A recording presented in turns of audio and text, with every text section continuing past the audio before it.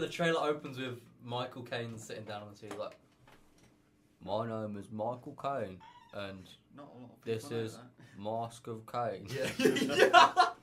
Yeah, it's cold open.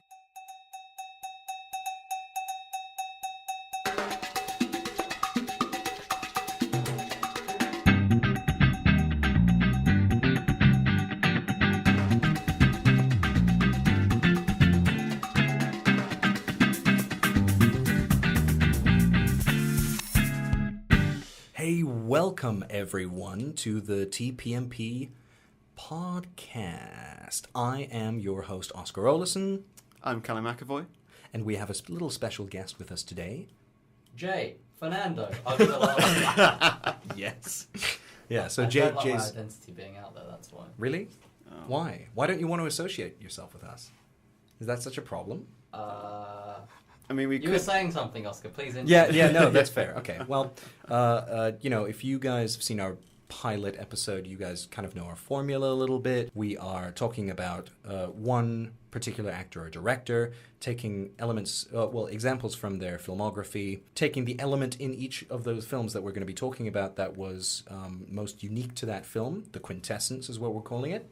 Then at the end, the last segment, we're going to be mashing all those quintessences together into the perfect little film for our actor or director. So, yeah. Who are we doing today, guys? It is my favorite director, currently big director, Christopher Nolan.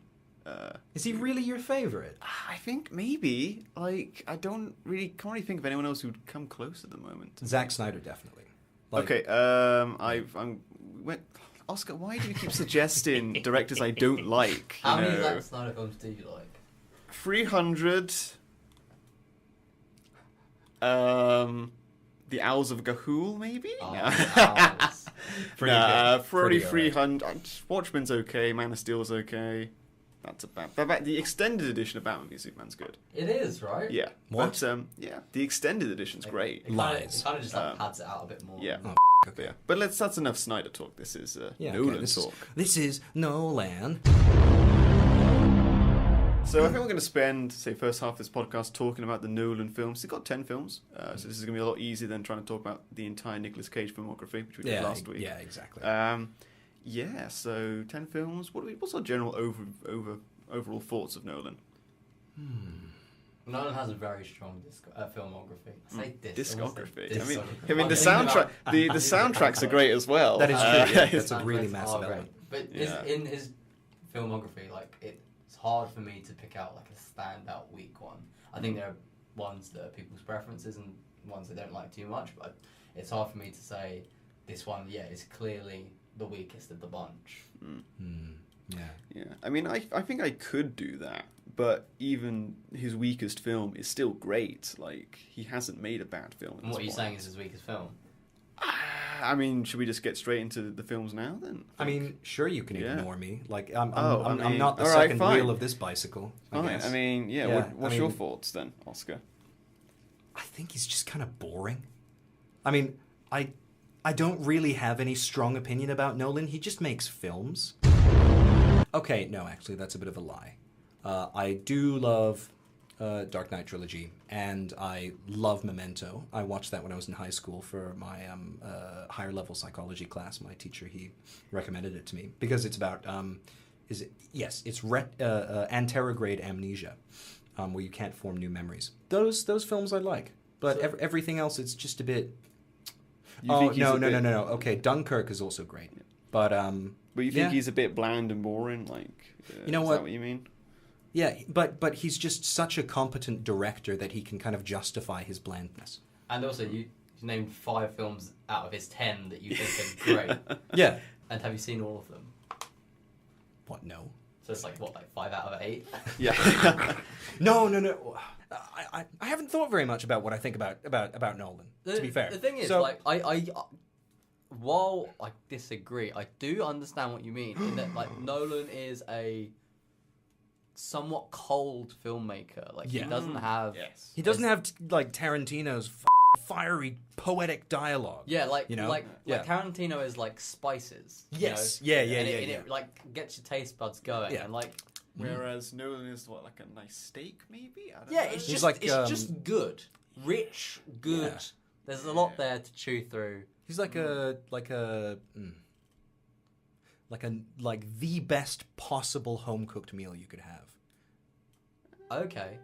Whereas Tarantino's like restaurant grade, but it can be like Spicy as hell, and maybe not to your taste. Yeah. Like it'll burn you. Yeah. So so Nolan's a nice red wine, whereas Tarantino is like 7 Red Bull and. I'll be honest, I'm not sure this Yeah. analogy is working too well. No, fair. Probably no, not. that's No, fair. I feel that his films do have faults, and you could probably pick them apart. But at the same time, it's kind of like, they're so well made. You don't really want to.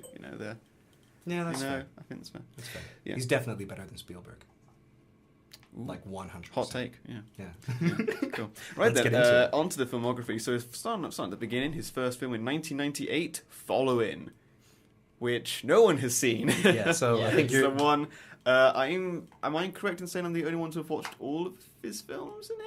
I think so, because I'm missing Following and I'm missing Insomnia as well. Yes. So you might have to take the link. Yeah, so I mean, I recommend you watch them because they're both great. Following, I would say, is his weakest film, but only because it was his first one. He didn't have everything ironed out at this point.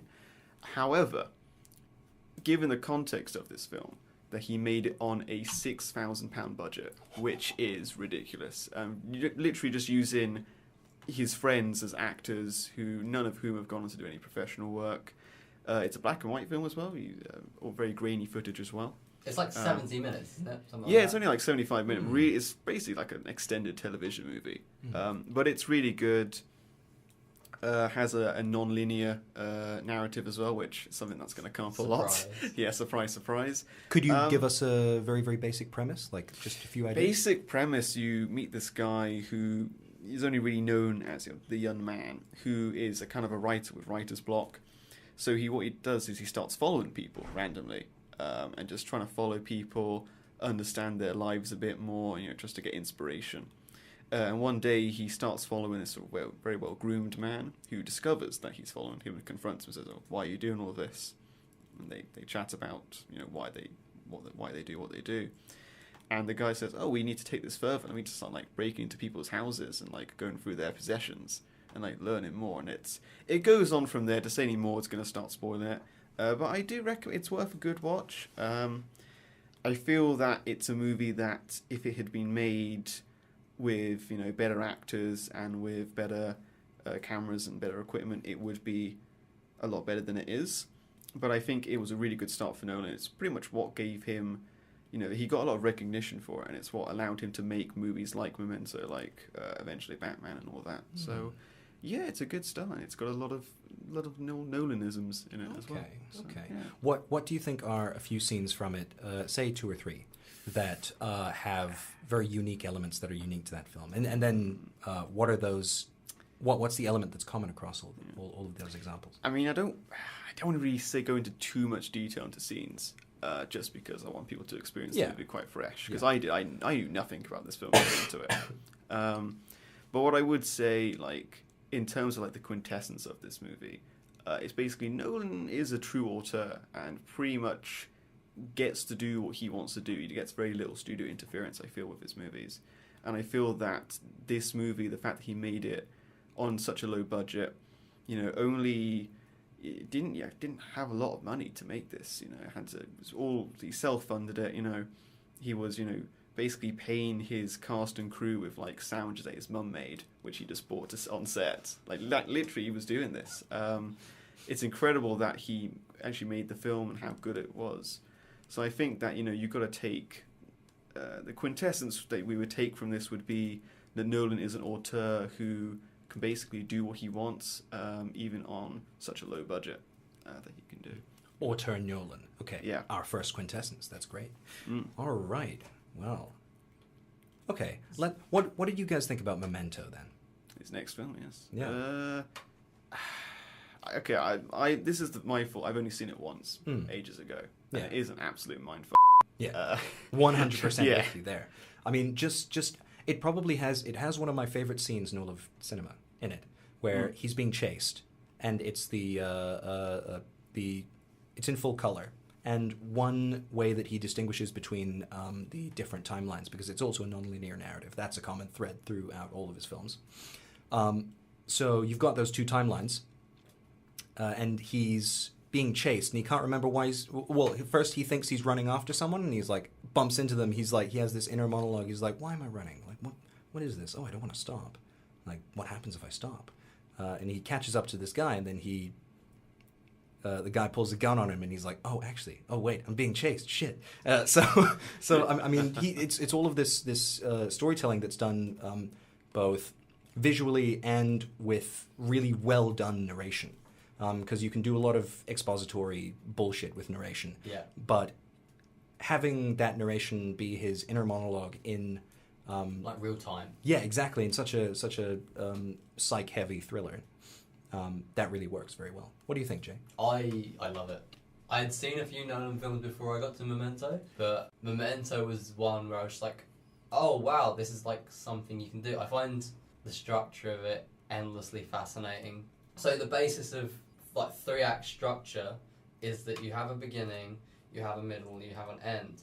And the fact that this screenplay is written in a way where you have, is it the end going backwards, starting at the beginning, and the beginning going forward, and then meeting in the middle. Yeah. But the middle is the end of the film. Yeah. And how those scenes back to back still create this Act 1, Act 2, Act 3. Yeah. Despite the fact that the ending is the middle of the film. That's crazy. Yeah, exactly. Yeah. That's actually genius. I know, yeah. And so then the way that he plots this out is that, like, okay, you plot out a linear narrative. It's obviously, like, imagine a whiteboard. It's a line divided into 3. That's your 3-act structure. He plots out like it's a sideways taco, where he's going backwards and forwards, and he's got all these different ideas, and then he's got the big twist at the end, or the thing that comes after the fall. It's just bizarre. So bizarre. And I think Memento is what is where he managed to fully fledge that idea out, I think. Yeah. I think that's fair to say, right? Like, laying out like that idea of like playing with timelines and stuff. Exactly, yeah. And then that's what you see in Inception and all that stuff. Yeah. I mean, it's apparently on the Blu-ray for Memento now, that when they re-released it, they have the proper film. And then there's also the chronological version, which is everything in order. And apparently it's the most boring thing in the world, because it's just like a really conventional, boring, not even like a proper thriller. Just a guy's just going around trying to find who killed his wife, But yeah, so I think the narrative really helps this movie and just elevates it above like all others in its genre. Okay, so could we say that that's the quintessence then? I for feel, Memento. yeah. The ability to play around with those timelines Yeah. adequately. Yeah. But like that specific structure. Yeah. Is Oh, like the quintessence. end. We start at the end and work our way to the beginning, kind of thing. Yeah. Well, yeah. Yeah. I mean, I feel that if we make the ultimate Nolan movie, it has to be a mixed linear. Yeah. Because it's. But are we saying that we're setting ourselves a task to at the end of this podcast write a film backwards? Yeah. Oh, ooh, that's interesting. Because that'd be that's why I want to fun. shy away from the quintessence being that. Hey man, look. Okay, we can definitely meme it, or we can like 100%. We can just do a shitty job of it intentionally. Do you know what we should have done? We should have started this podcast at the end and worked our way back. Oh my God. We should have made it first, then discuss the movies, and then do our intro. Right. Well, we'll. That's kind of genius. I think editing will probably solve that problem. Yeah. Yeah. So what we're about to hear. So listeners, what you're about to hear is now the end of our podcast, and then you'll be going back to when. Yeah. Ideally. Who knows? So then what, we'll start with Dunkirk and go backwards. Yeah.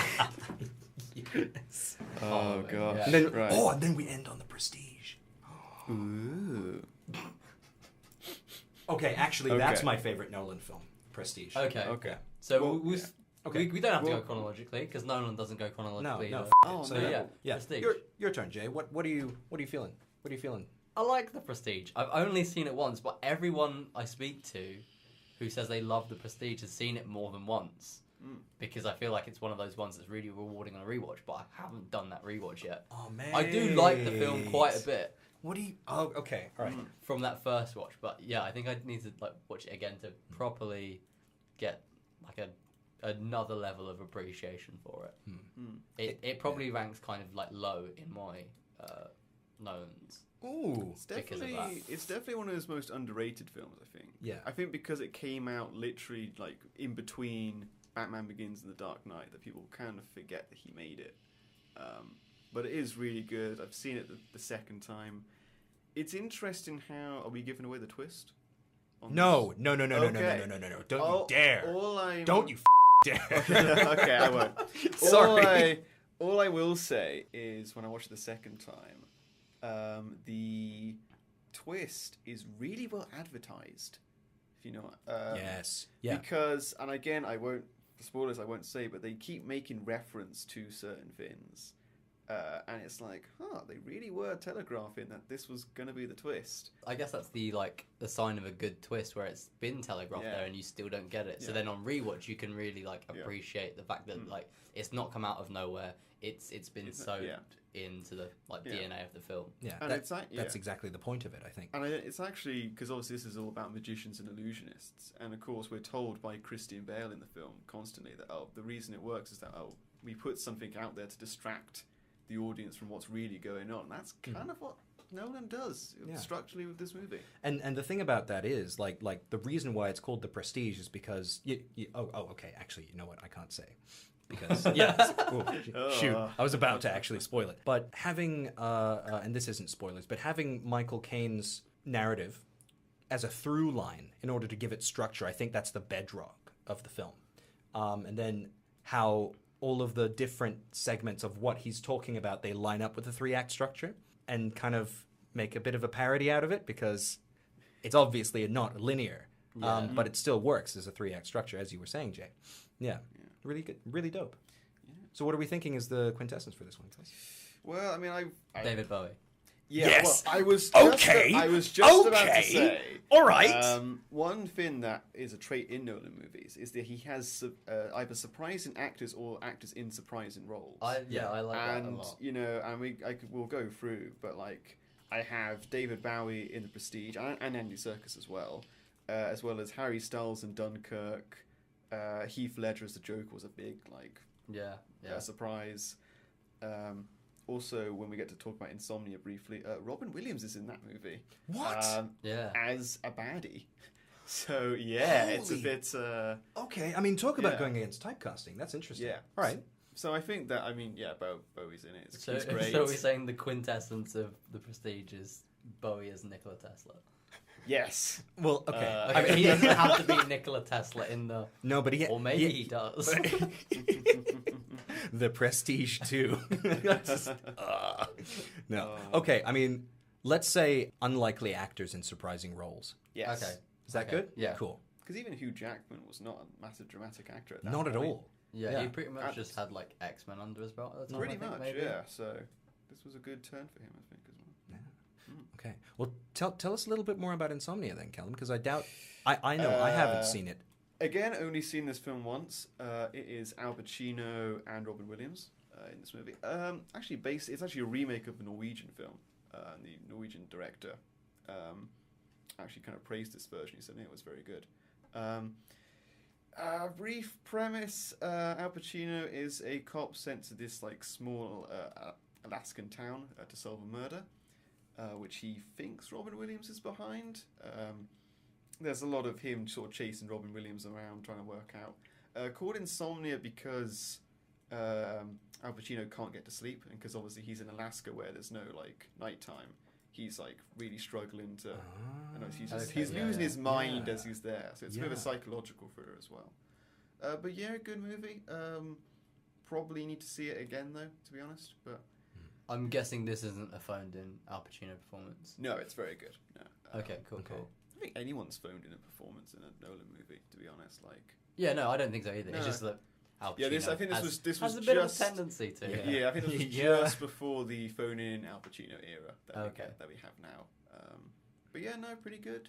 again, kind of gets lost in the shuffle when you're talking about. So where does it movies. rank in like your? I mean, stuff, I roughly? did make my ranking earlier, which probably will change by the end of this podcast. I have it as my second to bottom. Okay. With Following as the last, but that is again not to say it's a bad movie. Yeah. I think there's just better ones out there. I think, but still great. Still a good watch.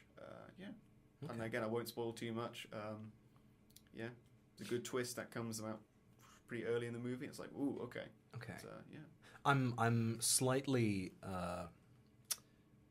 reluctant to make heavy psychological elements another quintessence because we did that in our last one with Nick Cage, right? Of course. So what do you think that would be for this? Are there any particular scenes or examples that you could give us because we haven't watched it that would not spoil it? It's I don't. Again, it's been so long since I've seen this.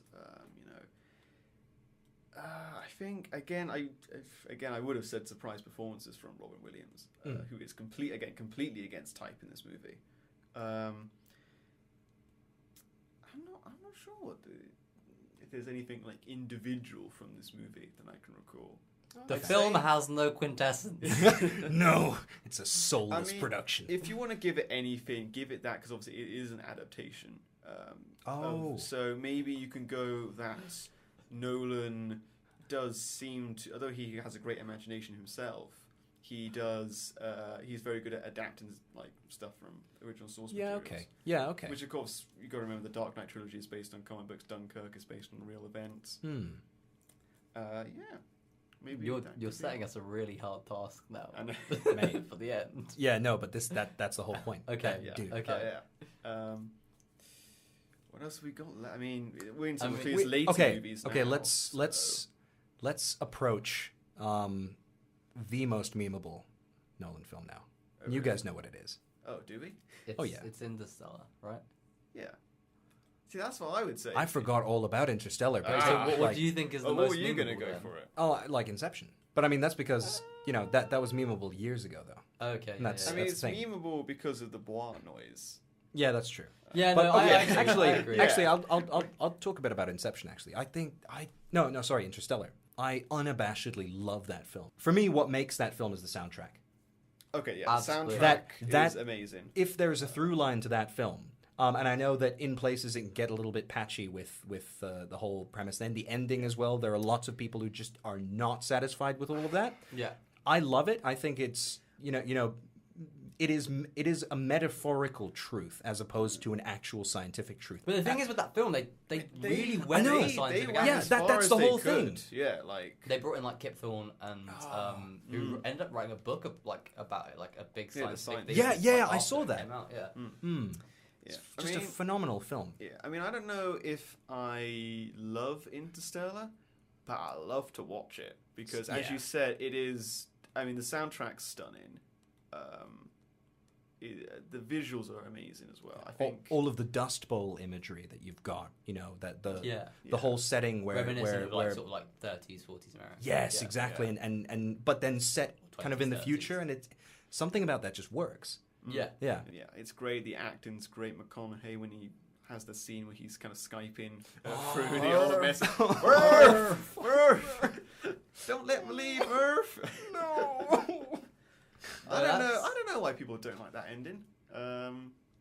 It's because they're It- I was kind of like it goes full circle. Like, yeah. It's very heady, and people don't like this idea that love is the answer to science because it's Because it's like, Admittedly, no, but that's we a have bit, our yeah. iPhone. We can dude, you don't have to communicate through the time space. You can communicate with Facebook Messenger, man. yeah. And I know people really hate the sort of Anne Hathaway character, and that's always bothered me. Really?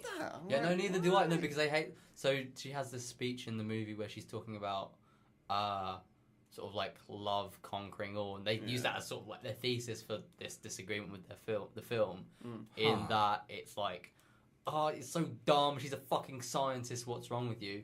When in reality, it's not about her giving up her idea of science. It's more just desperation and how that leads a person to change and reevaluate how they think. Yeah. Like she thinks she's gonna die. Yeah. Like Yeah. and never make it back home. So she wants to spend her last moments potentially seeing someone she's loved and hasn't seen in a long time. Because that's what that kind of situation would do to a person. Of course, yeah. And like neither of those points are exclusive. That's the thing. Exactly. You can believe in metaphorical truth and that things that aren't material and empirically provable and observable can be true as well if they work. And then you can also be in a scientific or practical profession, and you can apply that to elements of that profession, and you can also, apply that profession and that and empiricism, the other way, vice versa. Okay, so what are we saying is, I'm of two minds. I think we've got to have soundtrack. Like, how do you write a soundtrack?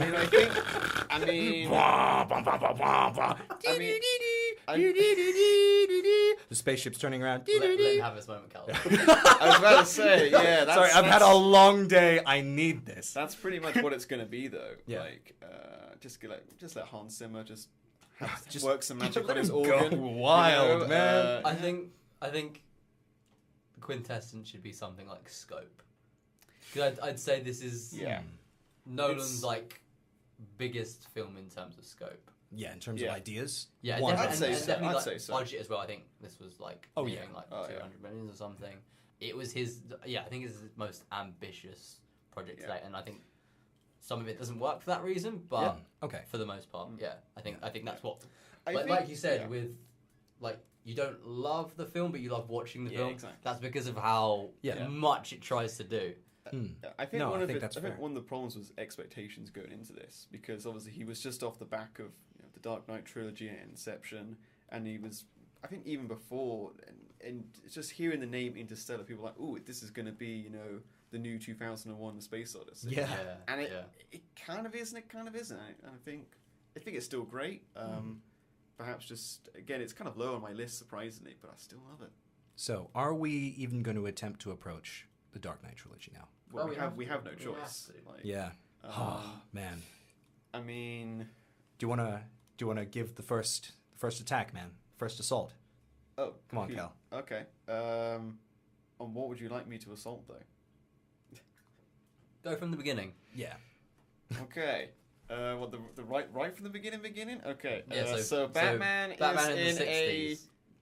Adam West. Yeah, Adam West Batman. Batman. Okay. Could you imagine if that soundtrack was in the Dark Knight trilogy? I think it would only make it better. It would no. Imagine if the Joker was just playing that on a fucking boombox while he was in the police car. Hans Zimmer used it as a bass for his score. Yeah. When the Batmobile is going down the highway, instead of the doodle doodle doodle doodle, it's just as he goes over the waterfall. Batman. And every scene that's in the Batcave is preceded by the and the spinning logo, except it's Christian Bale's bat face, and he's making that O with his mouth, and he's like, ah, and like he's got his eyes bulging out. With the Bane fight, just every time he punches, damn, yes, no. Pow, Kazam. I bet there's a fan edit. Oh, there has to be a fan edit. There definitely is. Oh man, we're gonna find that fan edit after this. Yeah, for sure. That's the Dark Knight trilogy, isn't it? Yeah, basically, in a like 100%. No, great trilogy. I think each film is great in its own way.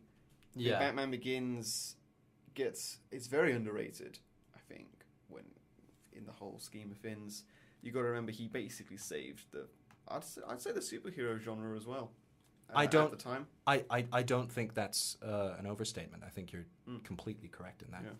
Because before that point, you have X-Men and Spider-Man kind of holding it down, but they were good, but they were fading by the time it got to the mid 2000s. I'd say they were still quite campy, and this was the first really serious superhero film that was popular in the mainstream. Right? And there are people that argue that oh yeah, but do you forget about Tim Burton's Batman? It's that's not serious. You have Jack Nicholson dancing around the room as Joker, which to is still Prince. Great. Yes, which is great. In its own but right, it's a different genre. Don't argue it's gritty. It's just Burton. That's all it is. It's kind of gothic, kind of that style. Exactly.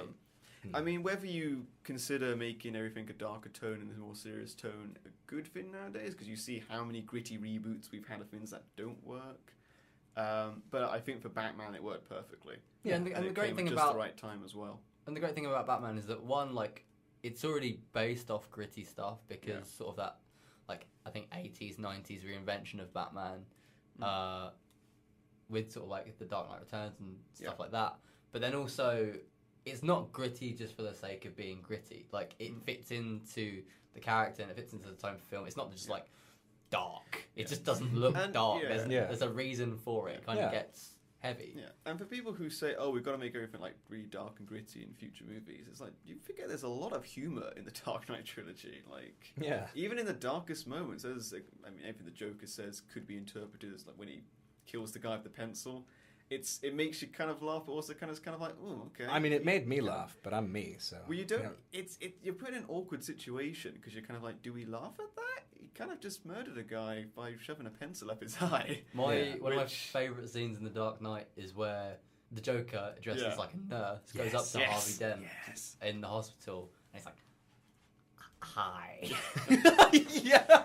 I love. I mean, we could talk about Heath Ledger's performance all day, but just after that scene where he's blowing up the hospital, and he's sort of walking away, and everything's there's all these explosions, then all of a sudden it just stops, and he kind of looks around. It's like, oh, what happened here? Completely improv. Ledger, who had the detonator in his hand, just deliberately didn't press the button, and it's like, oh, okay.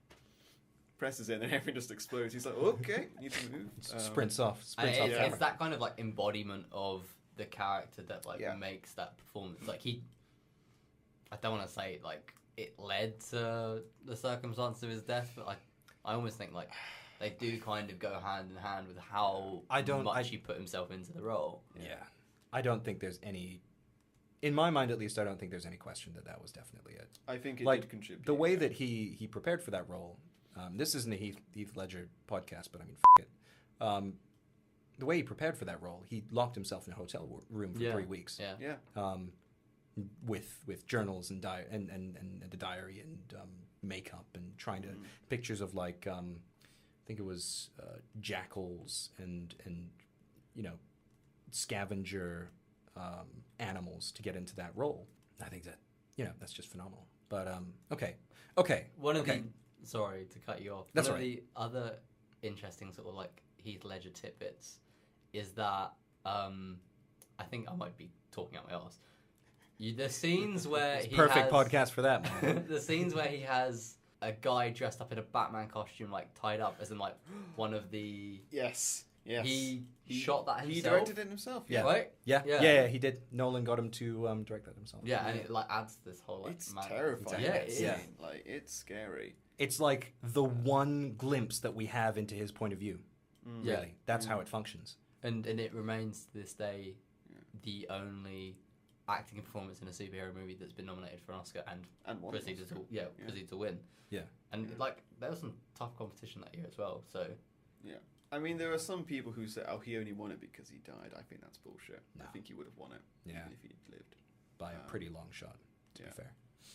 Okay. Yeah. What are we thinking? Because these films are so broad in scope as well. I think it's difficult to find a quintessence for them, honestly. That's what I was thinking. Yeah. They are different in their own way. I think if we look at it, I mean, there's things that correlate over. Like again, it's a great soundtrack, visually amazing, practical effects. The plane crash at the beginning of The Dark Knight Rises is incredible. Oh man, The Dark Knight Rises, is probably the one we've talked about least. I'd say is the weakest of the three, but it has the best moments. Oh, I agree. I think the plane crash is great. Both Bane fights are amazing. When he gets out of the pit, spoiler alert, it's amazing. I wonder what will break first, your mind or your body. Again, this is why Bane was kind of a humorous character at times. Oh yeah. When the kid's singing the national anthem, he's like, "That's a wonderful voice." I laughed in theatres. That's great. Did he kill the kid? No. Unless he dies he let in the kid get off stage. After the song. Who knows? Maybe he was pitch side. Oh no. Oh well. I doubt he cared. He was just there for the meme. Yeah. The one thing I don't mind it too much, but people don't like it, is the ending to Dark Knight Rises. That it should have cut when you see Michael Caine in the cafe. What? So they don't show. So yeah, Yeah. without spoiling it too much, you see Michael Caine, he nods, and it should cut there into black, and then go with The Dark Knight Rises. Instead, we see something else, and then we see literally Joseph Gordon-Levitt rising in the Batcave, and it's like, oh, Robin spin-off series. Here we go. I'm fine with that. Yeah. I mean, I like it, but I do agree that they should have just cut to black. Yeah. I know. I like the idea that you actually see how much we're getting into the end of the But film. it's a how you see question. Batman is the symbol, and I like how they deal with that. Yeah. It's not about the person behind the mask. Yeah. the It's about- themes it's about are. the idea of it. I mean, about the themes bats. are incredible. You know, the themes of rising. You know, why do we fall? Only so we can rise up again. In the dark. Coming back from Yeah. the beginning of the trilogy. Exactly. Yeah, exactly. Dark Knight as well, where it's like, oh, either you die a hero, you live long enough to see yourself become the villain. Yeah. Yeah. I mean, it's just so good. It is hard to pin down what the Yeah. sort of central part of this I'm is. gonna go with redefining the genre, because I think this was as a whole because even the We're Dark setting Knight. ourselves a very, Look, very I tough think. challenge. How would you redefine a genre in a script? Oh, okay. That's a good point. Okay, let's not. Okay, Actually, you know what? No, that's very easy. How do you redefine a genre well? That's the question we should be asking, yeah, fair. right? Yeah. Okay, I mean, great. I mean, let's just like note down. There's got to be let's great list off. performances, unexpected actors like Tom Hardy as Bane wasn't meant to work and it did. Heath Ledger as the Joker wasn't meant to work and it did. Christian Bale as Batman wasn't meant to work and it did. Yeah. Yeah. I'd say across the three films, it's got the best cast: Aaron Eckhart, Liam Neeson, Morgan Freeman, who I always forget is in these movies. Yeah. Even though he's he's in Fox. all three, I keep forgetting he's in these. Yeah. Everyone bar Katie Holmes stuck around for the whole thing. Even Cillian Murphy, who's in lots of Nolan films, is great in this. Yeah, and he has a part in all three. He's like one of Yeah, the... he cameos in the last two, but he's a main part in Batman Begins. Yeah. Yeah. Yeah, wait, like he's in the beginning of Oh, Dark Knight, yeah. Dark Knight. He's just Yeah. kind of this rando And who he's just the tries judge. to mug He's Batman. The judge He's the in judge, yeah. Dark Knight Oh, Rises. yeah, he is. Yeah. Sending him out to the ice. Very Yeah. cool. Very, very cool. Love that scene. Oh, Death by Exile. And Gary Oldman, who's very underrated in the trilogy as Him well. as Commissioner Gordon is perfect. Yeah. Yeah. Okay, very good. Inception, we've talked about a few times already. Okay, all right. So you don't like this? You're inside the dream. You gotta dream big or die. You get. Where's your wife? Your wife is dead. But is she? Is it really a dream? Where are your children? You gotta go kill that old dude in his dream and steal the plans. Oh, but the spinning top, though. Oh. So that's the premise. Yes. Effectively. Yeah. All good. Moving on. Favourite line in the movie is Tom Hardy going, "You got to dream a little bigger, darling." Yeah. Pulling out an RPG. yeah, exactly. I mean, if I'm going to say anything, it is it's one of the coolest premises for a story ever. Oh yeah. Just dream mercenary bounty hunter detective dudes who are like trained in parapsychology, just go into people's dreams and find shit. That's so cool. And I'm endlessly fascinated by dreams as well. So like just seeing it like depicted in a way on screen, and that like because a lot of the times in dreams in film they don't have that malleable element to them. Yeah. Where you can sort of where things just adapt and they don't quite make sense, but like normally it's just like a scene playing out like normal, and then you wake up and it was all a dream, but like that's not how dreams work. No. Yeah, they're not that static. Yeah, Yeah. exactly. What do you think, Cal? I think overall this is his. I think not my favorite, but I think this could be his best film, just because, and the one that probably encompasses all of the Nolanisms, because we've got that kind of again that non-linear narrative where we literally are starting at the end in this movie very briefly. You know, all these complex ideas. I think if you look at his films, they're mainly crime thrillers or sci-fi, and this is both. It's got an amazing cast, a lot of regulars. He has Michael Caine again showing up for no reason. Oh yeah, what? Yeah, he's the old man. He's the old man. Yeah, He's he's the stepdad of DiCaprio, isn't he? Yeah. Yeah. Yes. He doesn't need Yeah. to be. It could be anyone else. But it was just like, hey, Michael, you're free for a weekend to come film a scene with a couple of actors? Yeah, I'm free. Yeah. That's how that conversation went, probably. Yeah. There's a lot of great twists. The ending still gets me. Time is maybe my favourite song in film. That track. Yeah. It's Time is pretty incredible. It is a little bit okay. It was overplayed like 6 months after the film came out. Oh yeah. Oh, like of course. every single fan trailer on YouTube But that's would just 'cause be it's like, so good. I know. That's a testament to how good it is, I think. Yeah. That everyone uses it.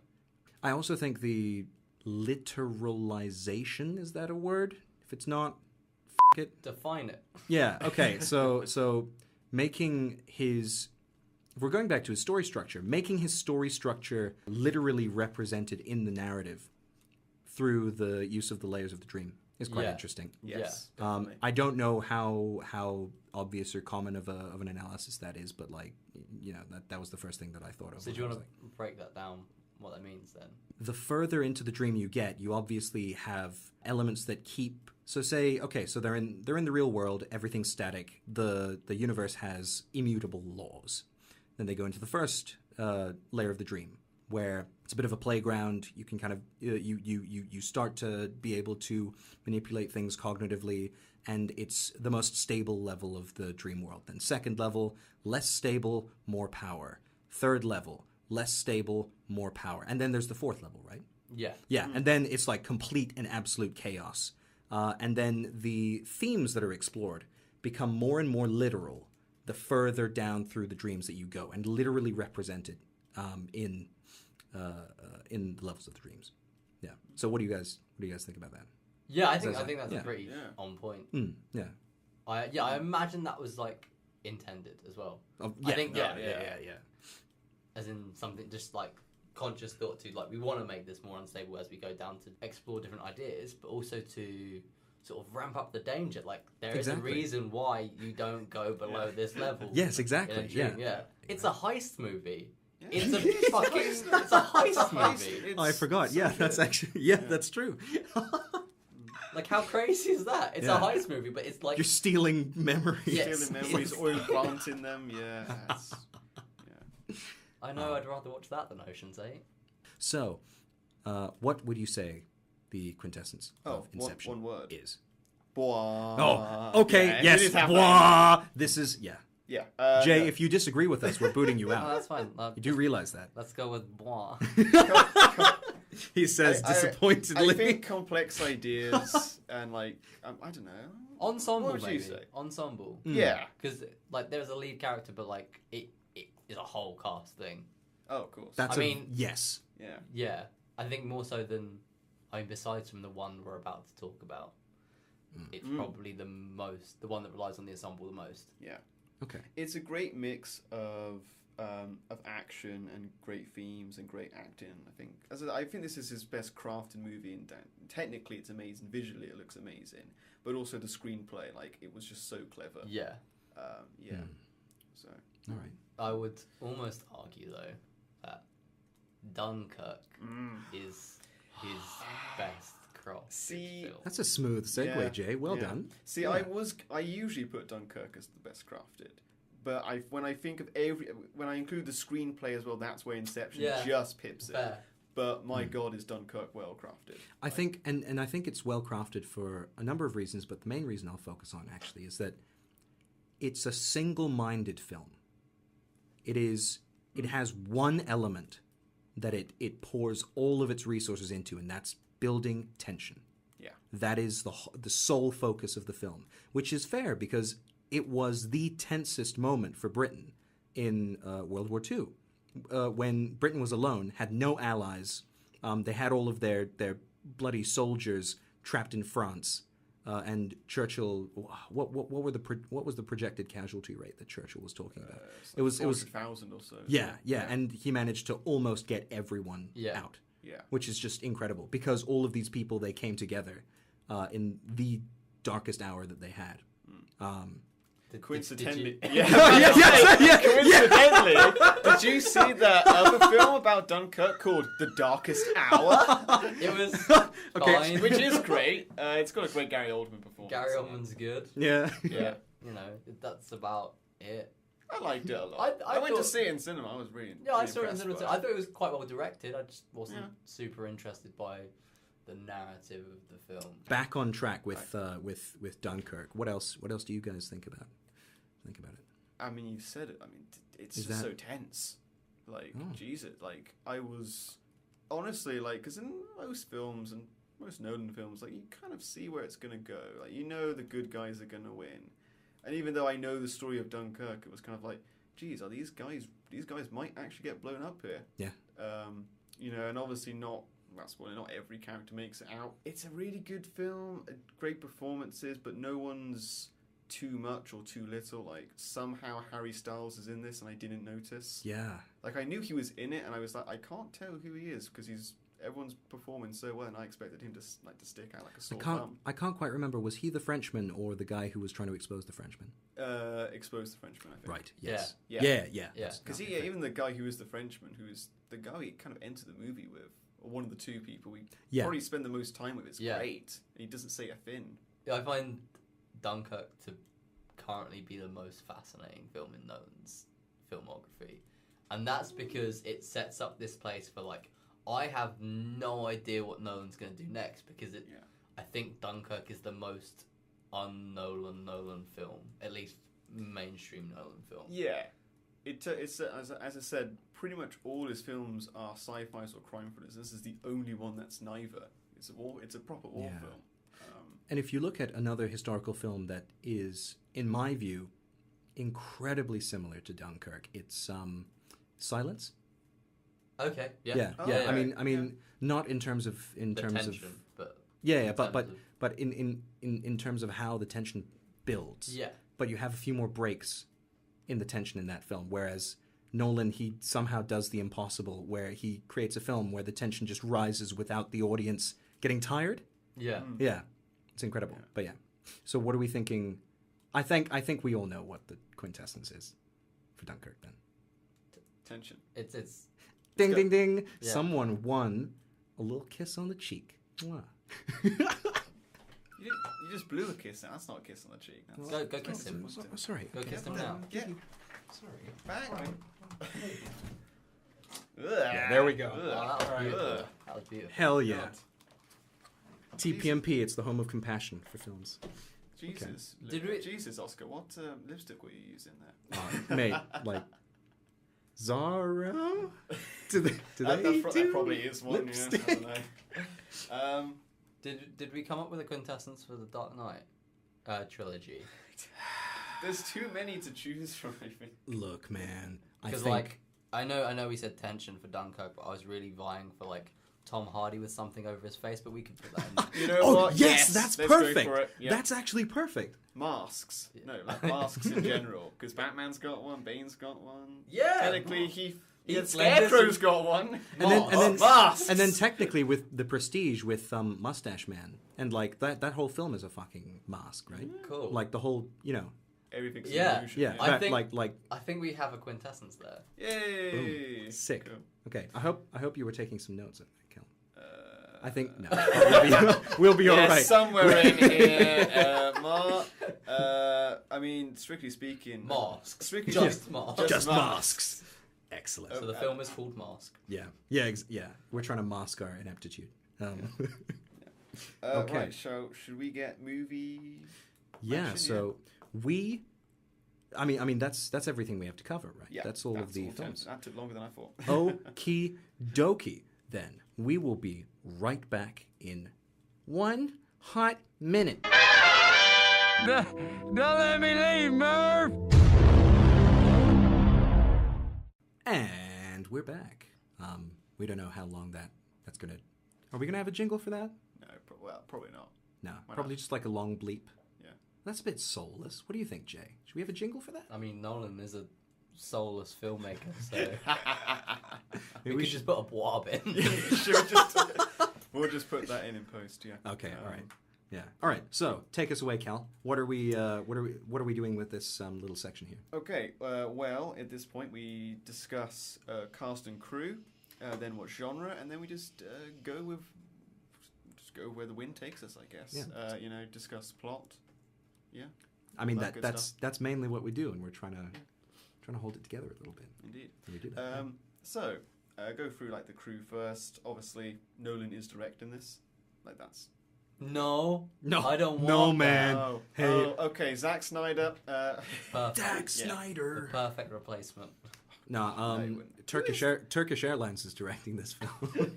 We're going along the Zack Snyder It will route. be extremely painful. I'm gonna crash this plane with no survivors. Yes. Okay. Yeah, that's Oh, fair. God. Oh man. Okay. Yeah. Okay, so yeah, Chris Nolan directing, Hans Zimmer is composing. That's Yes. a Yeah. must. Given. Jonathan Nolan, his brother, is co-writing this with Nolan. With Cool Christopher Nolan. team. Yep. Also, his wife Emma Thomas has produced several of his films, so I think we need to get her on board. Okay. And cinematographer, you know a bit more about this, Jay, don't Yeah, so he's had two main cinematographers throughout his career, and that's Wally Pfister and Hoyt van. I'll say Hoytema, sure, or we should Hoytema. probably fact check this.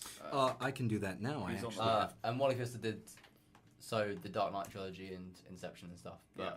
when he went to do direct Transcendence, which Ooh, let's we won't not talk about that. No. Nolan had to get a new one, so Hoytema came in and did Interstellar and the last one, Dunkirk. Okay. Yeah. What? So I imagine it would be him. Yeah. And I'd argue Interstellar and Dunkirk are the best looking films.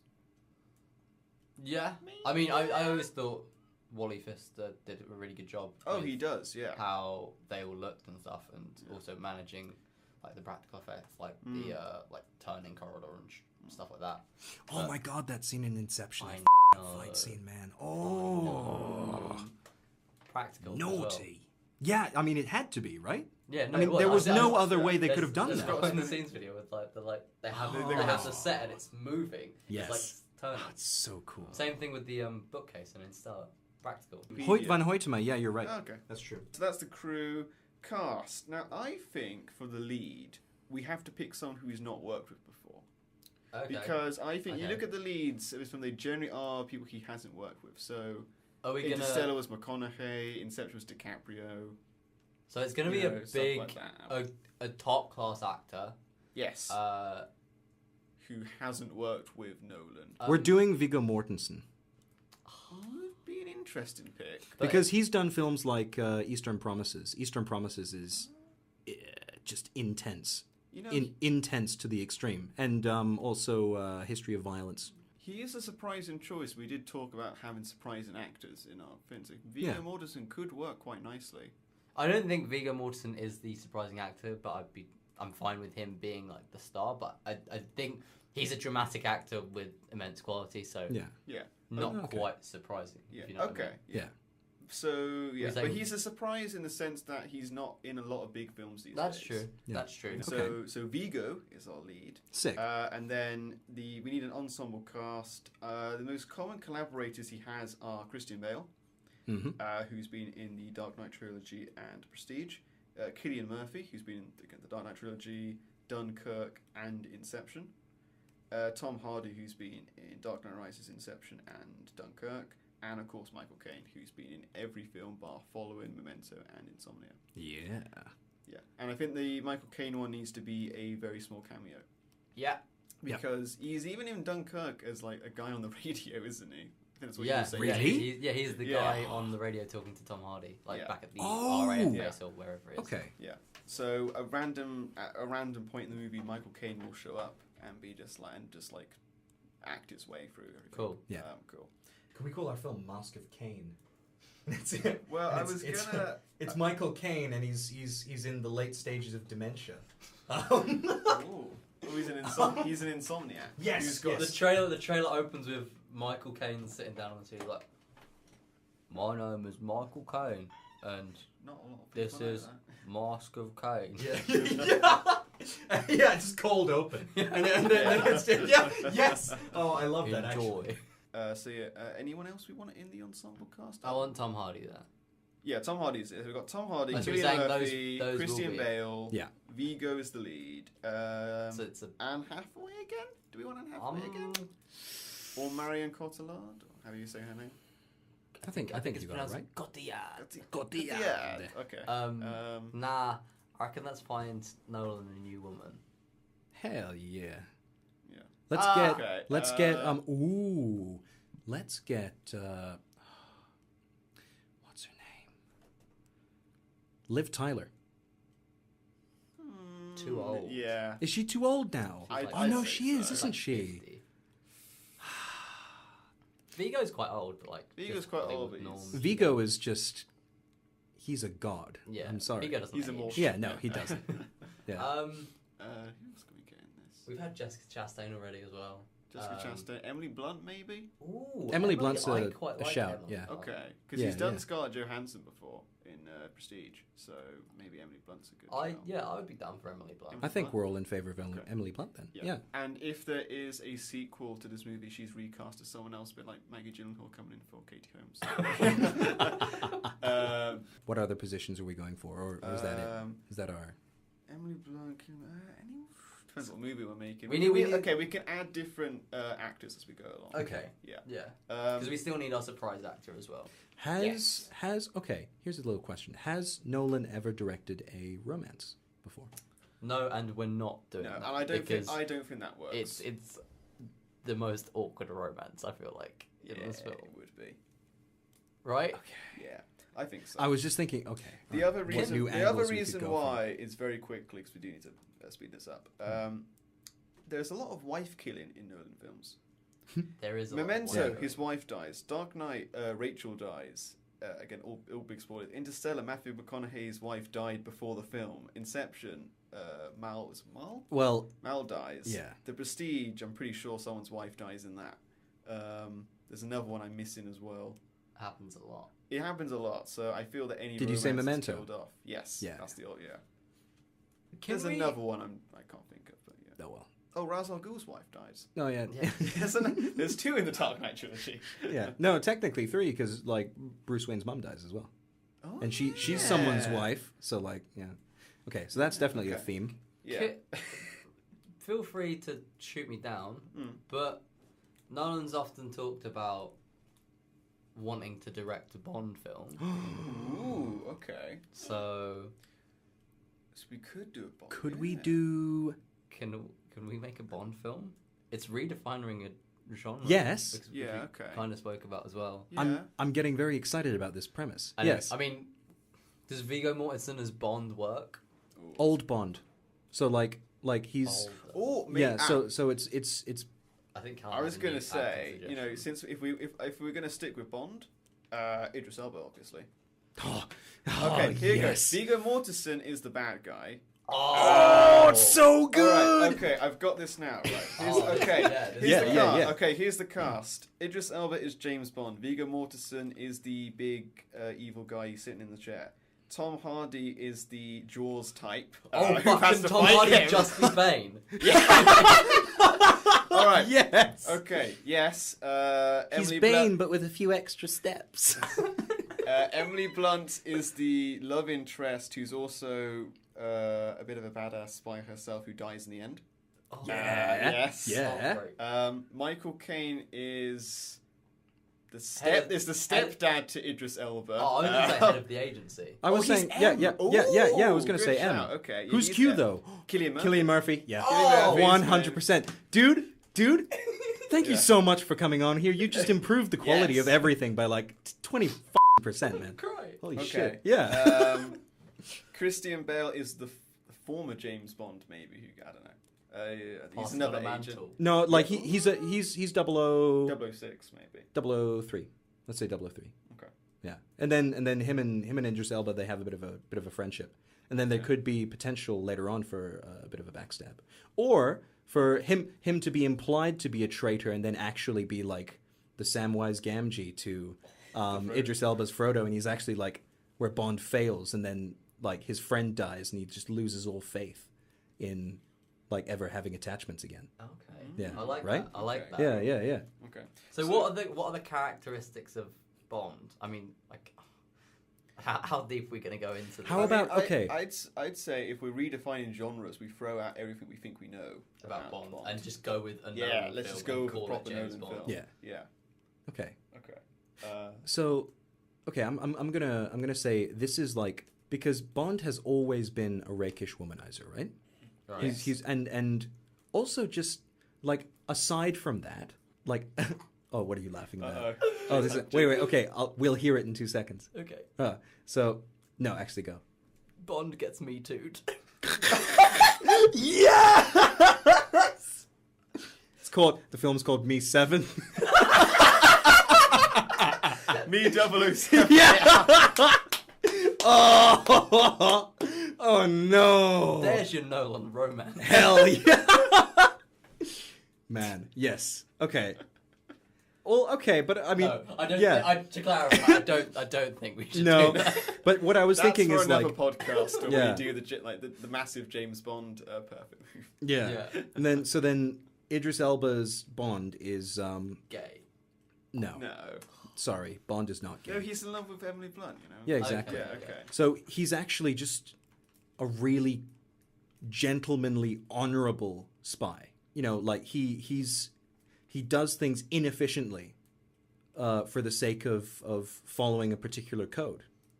Okay. Because I think that, but because he does it the hard way, that's what makes him better than everyone else. Because he's had to, he can't risk cutting corners because he's going to go against his own code of honor, and then that can be something that Michael Caine's character has taught him. So then you have like little flashback sequences or something like that, or like references to that, and then that's what's being tested in this film. So then Viggo Mortensen's character, what do you think of in what was the latest? No, the Bond film before the latest one.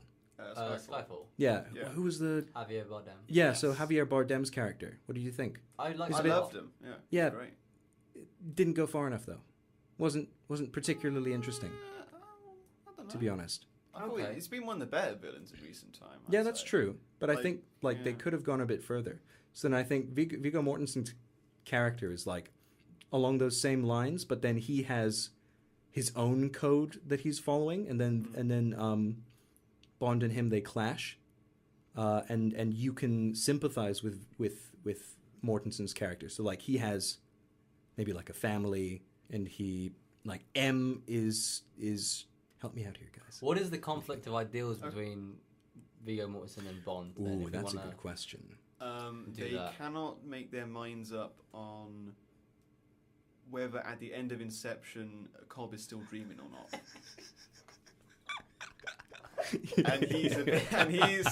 and Vigo's like, no, he is dreaming. The top is still spinning. Okay, and I've kidnapped Christopher Nolan, and until you give me $1 billion, I'm gonna force him to reveal the ending of that movie. Oh, exactly. Yeah, no, fair. So I we think- go. Is that our Nolan-y element? Is that we go meta with it and we bring Nolan into Yeah, the world? so Nolan is a character. Yeah, Okay. yeah, exactly. And then actually, the film in the universe of the film is also a film, but it's being directed by David Lynch. Or Zack Snyder. Yeah. So we're doing film Inception, basically. Oh, is yeah, what we're yeah. doing. Yeah, film disguised as a James Bond film. It's literally Inception. Just- Okay, all right. But this works because this is a great twist, and you know, if we disguise it as something else, that's like The Prestige. okay. Ooh. So okay, Hmm. take that one off the list. Right, all we have to do now is just stick in some tension and get it started from the end. And then Oh, we're good. okay. I think we do need that element of time. Time is always a Yeah. constant. But right, Bond 24, as in not Bond film number 24, but Bond in the style of 24. I've never Okay. seen 24.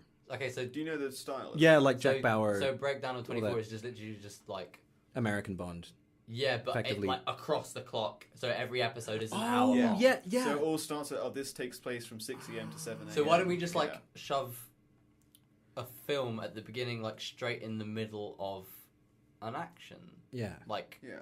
him in the middle of his mission. Yeah.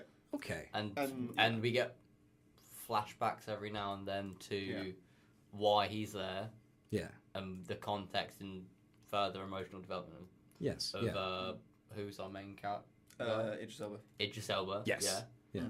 But that tension should still be there throughout. Mm. Yeah. I don't know if we can continue those with flashbacks in between. Yeah, that's true. And where do we fit in the taco-shaped narrative? That's That's the whole thing. I think that's we just the have back and forth between. I get you. If the narrative is completely non-linear and we're just like mixing scenes up, that'd be perfect. Okay. So then, by the end, there's the big face-off with Viggo Mortensen, and then Christian Bale, his friend, he comes in and saves him, and gets shot a few times, but he manages to like either kill or subdue Viggo's character. But then Christian Bale's character is about to tell Elba Bond some sort of a secret about the agency. About M. Yeah. About Michael Caine.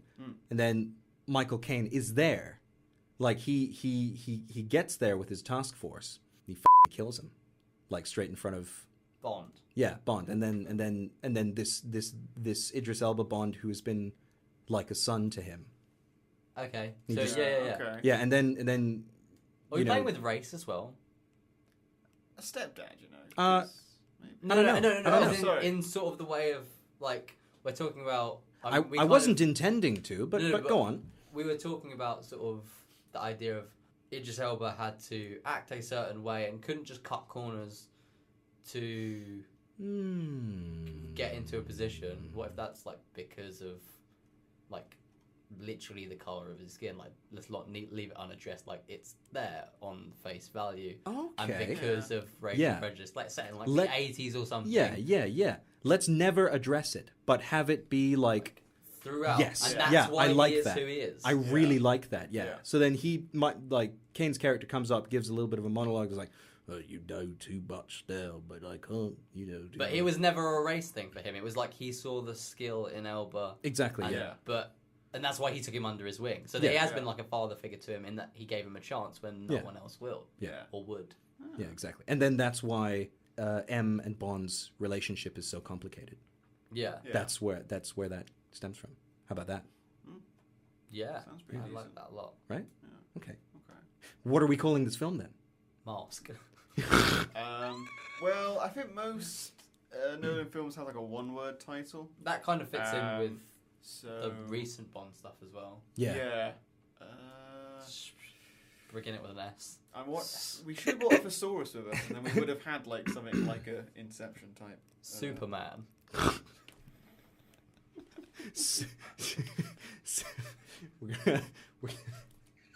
He already did Oh that no, film no! I that just was had a called Man of Steel. an idea. I can't say. But Steel Man. Steel Man. What's another word for being masked? What's a fancy word for being in my head. I'm Veil. just thinking of like Veiled. Synonyms for mask: camouflage, cloak, veil, visor, concealment. There's already a Nah, film it's called too- Cloak and Dagger. It's too like Yeah. on the nose. It should just be Dissimulation. Well, that's quite a good word. I have masquerade, pretense, semblance, fig leaf. What the heck? Bond. It's quite hard. The Bond. James Bond rises. Bond begins. D007. D007 rises. What if it's? What if it's just called Bond? I mean, Nolan Playing on the Nolan idea has of that. I want to do that, but I'm not sure whether or not it's a good idea or it's because it's the easy way out. but play on the idea of Bond being Bond, Yeah. but also That's Bond what I. between, Yeah. like, the It- people he yeah. interacts with. Yeah, and Yeah. the Bond sounds stupid, so I think Yeah. it would just be Bond. Bond. I think that would be good. Okay. Right? Bonding. Bond in. That's the sequel, The Bonding. Yeah. Okay. Are we settled on Bond And then then? the third one is Bond in Venice. I don't know, or something like that. Bond in something. I don't know. Bond It's like- Balboa. Bond. And then what the spin-off has Bond Idris 5. Elba's best friend's son. Yeah. Okay, Christian no, Bale I think dies, and then his long lost son turns up in like 20 years. It's like, I want you to train me to be a better spy. sick. So, Okay, all right, safe. I think Okay. we are happy with All Bond. Bond. There's Yeah. one like thing we've kind of forgotten about, and that's What's just like Emily Blunt. Oh, shit. Well, she dies halfway through. Oh, that could be like in the tension of the scene, like he's trying to rescue Emily Blunt. Yeah. And then like And then he it's gets constant. Yeah. It's like shaky, and hand, he handheld dies. over the You- shoulder, yeah, and he's like going down corridors and shit. And And if you remember, this is a non-linear narrative, so maybe we don't find out she dies until the end, but she dies narratively halfway through. But we think that she's still around until the end. I don't know. Okay, yeah. I don't know. No, I like that. I like that. Because if we're starting at the end, and then we're just flashing back and flashing forward, then, you know, it's tension because we don't know if characters are alive or dead at certain points. Yeah. yeah. Okay. Okay. I think that's fair. That works, yeah. I think we've got a film. Also, What do you guys think? Christopher Nolan's Bond. There you go. Christopher Nolan's Bond, starring Viggo Mortensen. I love No, his name no. is ahead of Idris Yeah, Elba yeah, in exactly. the Just because he's title, Viggo. Yeah, Yeah. all right. Yeah, starring Idris Elba as Bond, Viggo Mortensen as what's his villain McVillain face. I don't Yeah. know. Emily Blunt. Villain Mortensen. Villain Mortensen. Yeah. Emily Blunt, Tom Hardy, who just randomly keeps popping up and fighting Idris Yeah. Elba Yeah, he's in the a henchman. mask. He's Yeah. the henchman, yeah. Michael Caine as M. Cillian Murphy turns up at one scene to do a Q scene with him. Yeah. And yeah, Christian Bale is like 003. Like his Yeah. agent partner. Yeah. Yeah. Yeah. Oh, so we can get like a little bit of a buddy Yeah. cop action there. Yeah. Yeah, that's nice. The I Joseph like it. Gordon-Levitt to Leonardo DiCaprio, if you like. Yeah, Yeah. adds more to the Bond Yeah. as well. Yeah, very cool. Yeah. Yes. Yeah. Fantastic. Sweet. Well, thank you so much for coming on our show, Jay. I No think problem, man. Thanks for having me on. Yeah. Thanks for having me on, guys. Yeah. No problem, man. It was Cheers, good dude. to have We know you. you're a busy guy. Yeah. No. It's If I currently can talk about evening, movies, yeah. like, I'll make time. Ah, awesome. Okay. Well, that has been the Perfect Movie Podcast. I'm Oscar Olesen, I'm Callum McAvoy. I'm Jay Fernando. and I think, hopefully, we'll see all of you next time, whenever that is. Bye-bye.